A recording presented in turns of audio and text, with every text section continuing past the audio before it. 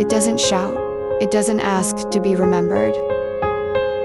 Château de Rametz simply stays.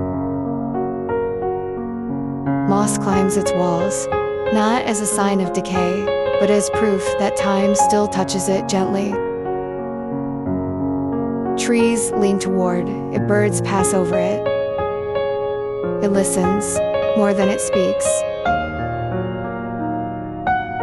No kings ruled here, no wars were won.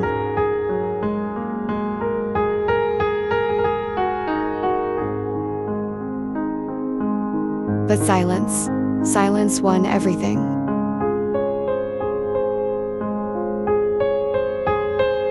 The stone holds warmth in the morning and shadows in the late afternoon.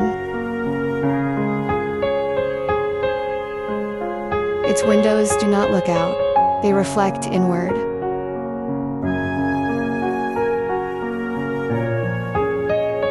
If you stand here long enough, you begin to slow down. Your breath follows the breeze, your thoughts grow quiet. You stop searching for a story and simply let the place speak.